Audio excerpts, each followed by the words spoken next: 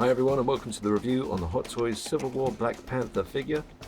Now I'm going to try not to gush too much throughout this review. Obviously I'll point out anything that's not 100% on point with the figure, but to be honest there's very little wrong with him other than the fact that he really should have come with the Chadwick Boseman head sculpt, the actor who played Black Panther. That would have been the icing on the cake. It feels a little bit incomplete without it.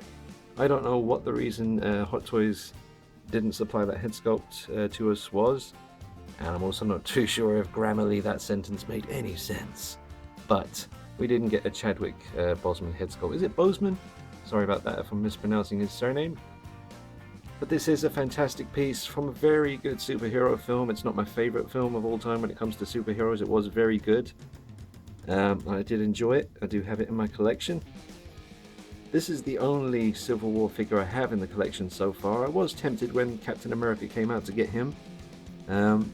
As the films progress, Captain America becomes more and more of a very strong character, and I don't mean physically strong, just, you know, as a character in these films as they go on. I do like him more and more, and I think the Civil War version, the suit was really good on Captain America. The figure itself was very nice as well.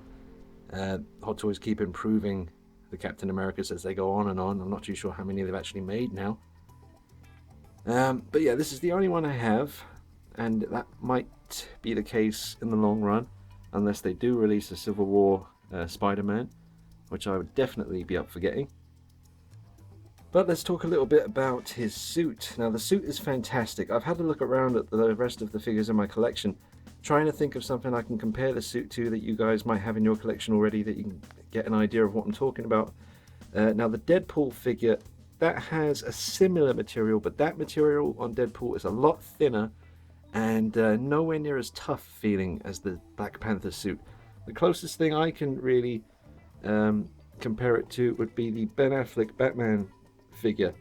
Now, especially around the leg area, if you've got this figure and you sort of feel the material on his leg, even though it's the same all the way through, there's a lot of padding going on in the torso, but the leg section, if you feel the material there, that's basically what you're getting with Black Panther. But even so, Black Panther's is still feeling a little bit tougher, and just, it's really good. I mean, the posability is not hindered by the suit at all, and it does not feel like something that's going to be worrying over time. This is a really well done suit. The details are fantastic, but if you're looking for something to compare the feel to, the closest thing in my collection at least is the Ben Affleck Batman figure. So there he is. It's a fantastic suit, really well executed. Now, a design element that I really do like on this guy is the wrist sort of connection, well, where the suit and the wrist kind of meet. Now, this would click into place there, and you cannot see a wrist peg because the suit kind of continues over the wrist peg like this. It did remind me of Deadpool, and it made me wonder if because of the, you know, the trouble that we had with batch 1 Deadpool figures and all the damage, if you're new to the whole collecting thing and you don't know about the Deadpool situation, I got my Deadpool from Anthony Tsang in, well, he got it from me at Secret Base back like day 1 when it was released. And when I got the figure, I had a lot of trouble with the wrist. Rather than explaining all of that, best if you go back and watch my first couple of Deadpool videos, because those are the ones with the big problem. And then Anthony was awesome, and he got me replacement after replacement until finally I got a perfect one. And batch 2, they did fix the wrist situation on Deadpool, where now the hand sculpt and the suit don't really meet physically, so you can't get any damage. Really glad they fixed that. But that makes me wonder if when they were designing Black Panther's suit here, if they thought of the Deadpool situation and thought, let's try and avoid anything like that happening again. So yeah, technically the hand, when it goes on, doesn't meet this section, but they've continued the material over so that it's very seamless, and you end up with that. See? You can see the wrist peg is underneath here, but it's seamless and really well done. I love the way they've done that, and it's just a good thing we don't have to have any more horrible situations like we did with Deadpool batch 1. Now on Black Panther, you can position the arms and try to get them as flat to his body, like, you know how you get that kind of situation with the Arkham City Hot Toys Batman figure. He just can't put his arms flat down by his sides. Also, the Batman vs Superman up there, he can't put his arms flat down by his sides. They're always kind of sticking out from his body because of the mass of the upper torso and the thickness of the arms. Now, something that they did with the Ben Affleck Batman, obviously he's very thick and his arms are huge, his upper torso is very thick as well. You wouldn't think he'd be able to get his arms flat down by his sides. But Hot Toys did this thing where I'm sure some people out there don't even really know you can do this, but it's hard to do with one hand, and I don't think I will be able to do it with one hand. But you'll try to push it to his body, and it won't really sit flush until you actually kind of push the arm up into the socket and then click it right down by his side. Again, I can't do it one-handed, but this Batman figure can actually put his arms right down flat by the side of his body. And that was just a kind of decision they made, I guess, to avoid that kind of frustration of seeing the figure constantly with his arms out like this all the time.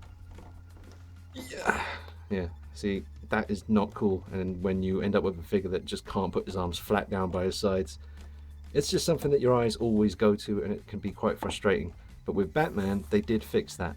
With Black Panther, they haven't done that.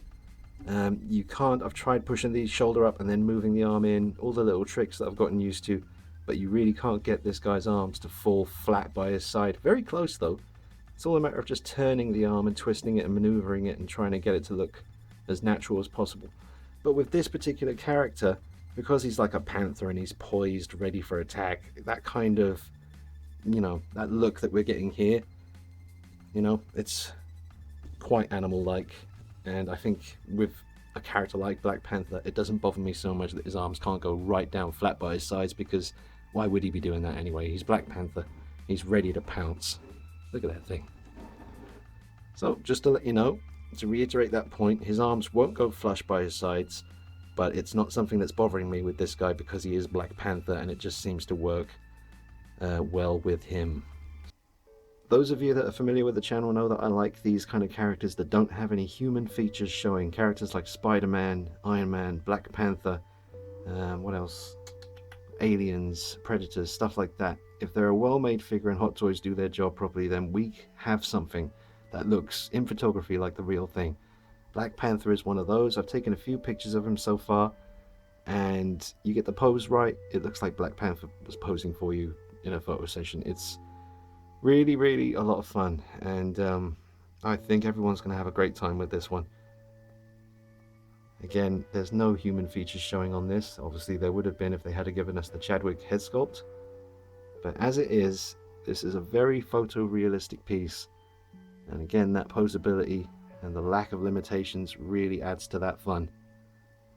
Just got him standing, really good balance. He stands up really well. You might look at his feet and think his feet aren't very big, so he's not going to balance that well, but for some reason I've had no problems with that. Maybe it's the weight distribution, I don't know. If, he's standing up well, and I haven't had any topples over. He hasn't fallen. He hasn't even wobbled. He's a very solid, sturdy, balanced piece. Look at that form. So animal-like. Just wanted to show you a pose with the dynamic stand by Hot Toys. Trying to get him in a kind of leaping down off a rooftop, about to maul your face off. It looks a lot better in person than it's coming across on this camera, I think, because the white wall keeps trying to steal the focus. But yeah, that's the kind of thing you can do. Have him leaping down. And there's another pose on the dynamic stand. It's a lot of fun to work with.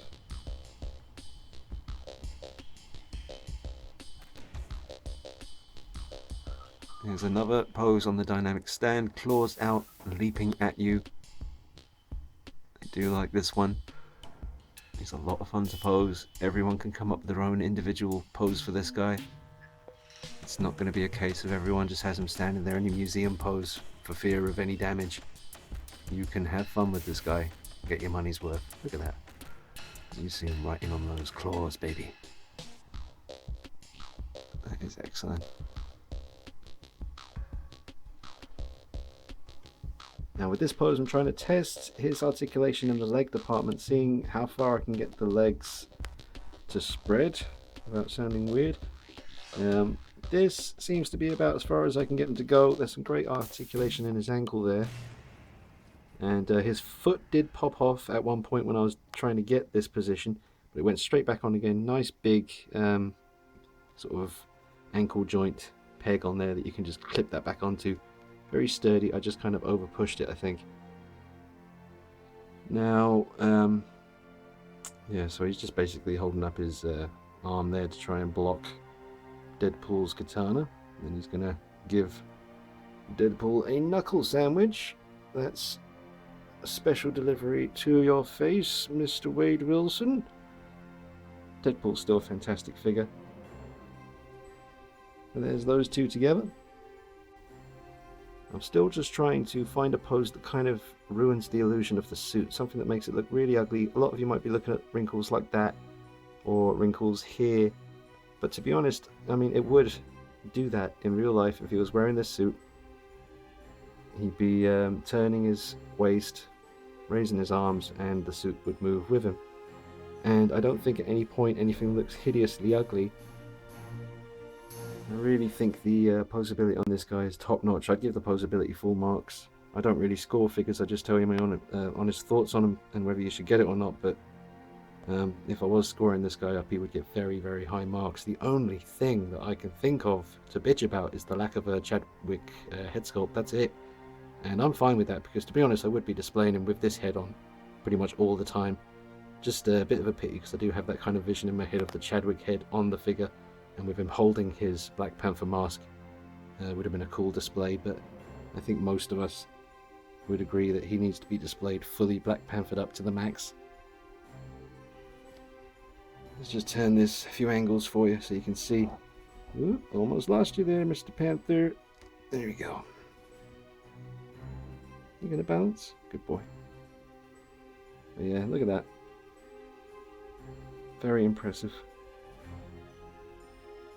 Looks good from every angle. Now I'm just filming this section because I have a feeling later on down the line, in about a month from now, when everyone starts getting their Black Panther figures from Sideshow Collectibles or whoever you get your stuff from, I'm sure you will get a few people saying that the suit is great, but it does hinder articulation. I can just hear it now. A lot of people will be saying the arms are slightly hindered, the shoulders are going to be slightly hindered by the suit, and I'm showing you now that you can get his arms right up above his head. Obviously, don't just grab the arm and twist it straight up. You need to work with the suit, move it a little bit, adjust the suit, give it some slack by pulling this up, pulling that sleeve down, and just working it. Nothing's really stretching, nothing's having too much strain on it. But his arms are right up above his head. And I'm pretty sure a lot of people would be very wary of doing that, or think that he couldn't do that, but he actually can. And while I was doing this, I didn't feel any kind of major stress or scary kind of feeling like he's going to rip. So just to let you see, that's the kind of thing you can do with this guy. I know that pose doesn't make any sense, it's not even really a pose, it's just to show you that the arms can do that. Because I have a feeling some people in the future might say that he can't. But he can. Standing him on one leg, just to let you see, that is very much doable. You can stand him on one leg, not that you'd want to, but he can do it. It's nice to know, even with feet that aren't particularly big or wide to support his sort of weight, they are really good, and he does stand up pretty damn well on one leg. Forget about it. Now I just want to zoom in and get you a really good look at the details on his mask. So you can see the really detailed pattern work going on up there. The silvers, the blacks, the kind of charcoal blacks. And the eye visors, which are quite Spider-Man-like or quite Predator 1-like. Really nice. Let me just turn it from the side a little bit. Really, really very impressively done. Look at the detail.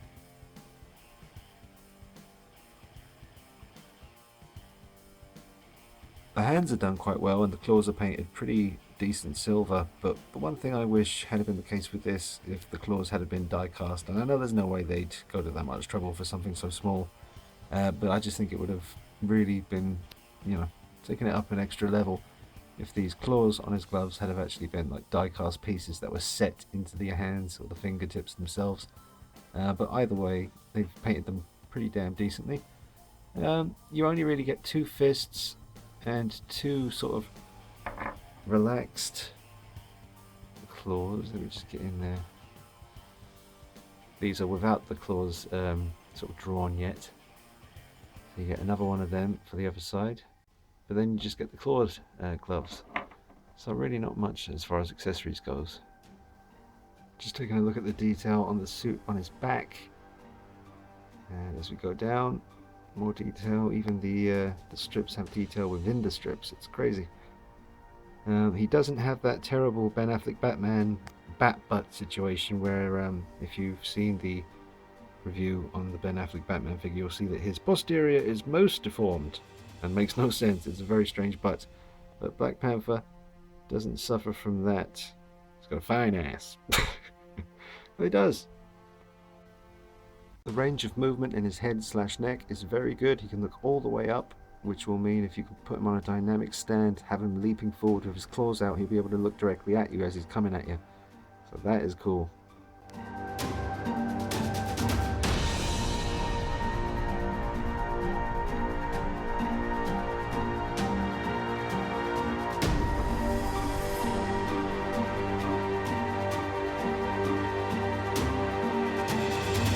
That's the end of the review, guys. I'd highly recommend this figure to anyone. I don't have anything else from the Civil War movie, but I'm glad I have this.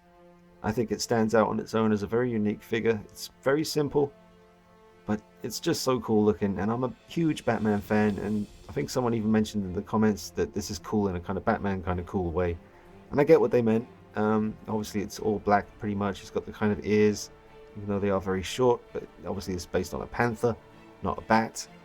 So I love it. I really do love it. I think he was really cool in the film. I am looking forward to seeing the Solo movie. As simple as a figure it is, it's just the detail in that head sculpt, the helmet, the mask, whatever you want to call it, it's fantastic. I love it. It's very aggressive looking, very panther-like. I always loved panthers growing up as a kid, and now I have my own. It's awesome.